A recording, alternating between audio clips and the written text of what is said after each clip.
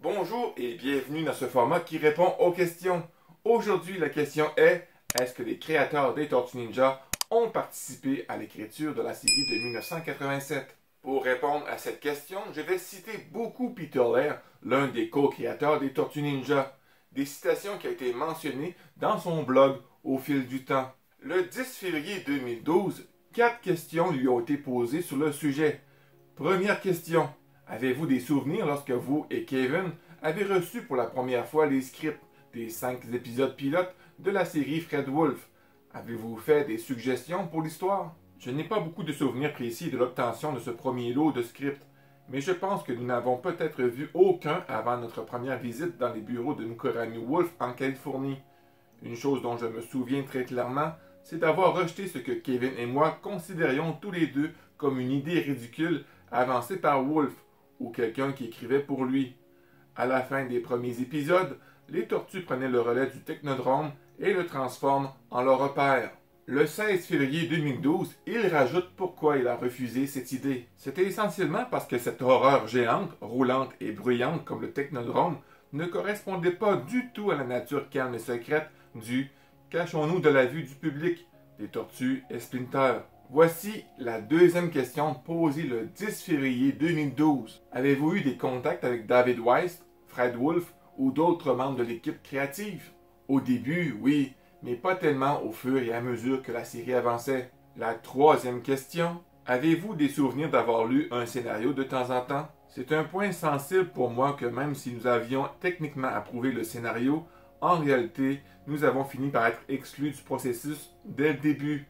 Je suppose que si nous avions vraiment fait tout un plat et exigé nos pleins droits, les choses auraient pu être différentes. Mais durant ces années, nous étions assez naïfs à propos de notre business et en vérité, nous avions tellement d'autres choses à faire que nous ne pouvions pas ou ne voulions pas gaspiller beaucoup d'énergie à lutter contre ce qui semblait être une bataille perdue. C'était exactement le contraire avec 4Kids pour la série 2003, pour deux raisons principales. Je n'étais pas le bébé dans les bois que j'étais pendant les années avec Fred Wolf. Et 4Kids n'était pas Fred Wolf. J'ai passé de très bons moments à travailler avec eux, principalement avec Lois Goldfing, avec qui c'était un plaisir de travailler. Dernière question posée le 10 février 2012. Avez-vous pu apporter votre contribution comme vous le faisiez avec les scripts? Sur la première série, jouets et animation, je pense que Playmate nous a écouté beaucoup plus que Fred Wolf ne l'a jamais fait. Sur la deuxième série, celle de 2003, j'ai eu beaucoup de contributions et de droits d'approbation sur la conception des jouets, ce qui était bien. Le 16 février 2012, deux autres questions lui ont été posées sur les scripts de la série de 1987. Mais Kevin et vous, n'aviez-vous pas quand même dû relire chaque script avant de l'approuver? C'est ainsi que cela était censé fonctionner, et c'est ce que nous avons fait pendant un certain temps. Mais lorsqu'il est devenu évident que nous allions être ignorés, nous avons arrêté.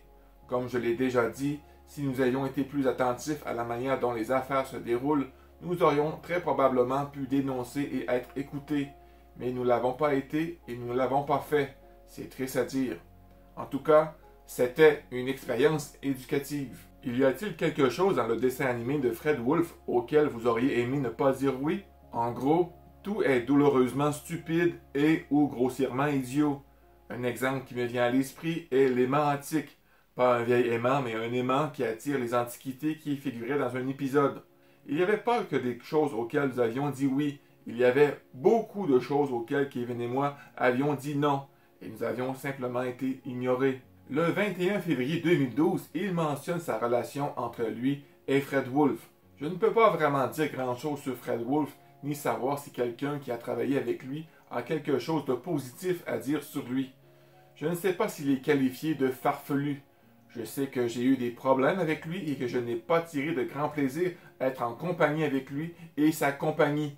Je suis reconnaissant qu'il ait produit une série qui a contribué au succès énorme des tortues sur le marché mondial, mais je pense qu'il aurait pu y avoir un certain nombre de maisons d'animation différentes qui auraient pu faire un travail aussi bon, voire mieux. Moins on parle de ce procès absurde, mieux c'est. C'est un point très bas. Pour comprendre davantage sur ce procès que Peter Laird mentionne, Kevin Eastman en discute davantage sur ce sujet dans le Comic Journal le 3 janvier 2012. Il mentionne « Puis il y avait Fred Wolf, la société d'animation avec laquelle nous travaillons, embauché par Playmate, un studio d'animation travaillant contre rémunération qui disait en gros qu'il avait créé tout ce qu'il faisait des tortues un si grand phénomène. Ils ont donc réclamé la moitié des redevances que nous avions perçues au cours de toute l'histoire de la propriété. C'était un gros procès, des millions et des millions de dollars pour régler ce problème. Je veux dire, la déposition de ce type contenait des trucs comme « Il a mis les tortues dans les égouts ». Nous avons mis les tortues dans les égouts dans le numéro 1. Il a mis notre personnage April dans une combinaison. C'était dans le numéro 2. C'était ridicule. C'était phénoménal. Quiconque voulait vous poursuivre en justice pouvait vous poursuivre pour n'importe quel motif. Et il l'a fait. Vous pouvez mieux comprendre maintenant pourquoi Peter Laird est un peu aigri lorsqu'il parle de Fred Wolf. Le 28 février 2012, on lui pose une question au sujet de David Wise. Que pensez-vous de travailler avec David Wise? Je ne me souviens pas avoir beaucoup travaillé avec David. Je pense qu'il travaillait essentiellement pour Fred Wolf et qu'il obtenait ses directives de Wolf, pas de nous. Le 16 octobre 2014, il clarifie les rumeurs en lien avec la série de 1987. 1. Ni Kevin ni moi n'avions écrit pour le dessin animé pendant les années Fred Wolf. 2. Je voulais le dessin animé original autant que Kevin, même si je pense que j'en ai peut-être été désenchanté plus tôt que lui. C'est difficile à dire. 3. Il n'y a jamais eu un moment dans l'histoire de la propriété TMNT où Kevin avait le contrôle total de la franchise. Le 26 avril 2015, Peter Laird répond une dernière fois sur le sujet de la série de 1987. Voici la question qui lui a été posée. Vous avez donc déjà décrit Murakami Wolf comme vous excluant vous et Kevin dès le début. Pourquoi pensez-vous qu'ils ont fait ça? Il faudrait demander aux responsables de Murakami Wolf à ce moment-là d'obtenir éventuellement la réponse la plus précise à cette question. Mais à mon avis, c'était surtout leur désir de ne pas être interférés dans ce qu'ils voulaient faire avec la série. Ils avaient une approche qu'ils pensaient être la meilleure et qu'ils voulaient le faire de cette façon. Était-ce la meilleure façon?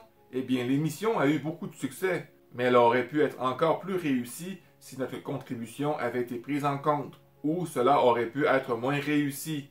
Il est impossible de le dire à ce stade. Je pense qu'il y a peut-être aussi eu un certain mépris de leur part à l'égard de Kevin et moi, ces deux créateurs de bande dessinée indépendants avec leur petite bande dessinée loufoque auto-éditée en noir et blanc. Qui diable étions-nous pour proposer des idées à des personnes ayant une réelle expérience dans la production d'animation? Encore une fois, ce n'est que mon avis. Le 4 octobre 2013, David Wise est interviewé par le journaliste Zach Gassior pour l'article 10 questions à l'auteur original de la série TMNT. Il lui pose une question qui est en lien avec le sujet d'aujourd'hui. Le processus s'est-il déroulé comme si vous travailliez avec Kevin Eastman et Peter Laird? Je n'ai jamais eu aucun contact avec eux. Ils n'avaient aucune influence sur mes scripts. 6 ou 7 ans après le début de la série, ils ont commencé à insister auprès de Fred Wolf pour qu'il contribue aux histoires. À partir de ce moment-là, ils soumettront occasionnellement des idées. Je les ai tous refusées. C'étaient des histoires terribles et n'auraient jamais fonctionné pour une série pour enfants, même si elles avaient été bonnes. Donc, comme vous avez remarqué durant les citations de Peter et Kevin, ce n'était pas la joie pour ces deux créateurs durant la Tortumania. Ils ont été ignorés, méprisés, accompagnés de moments désagréables et même ils ont dû se battre en justice pour ne pas se faire voler leur création.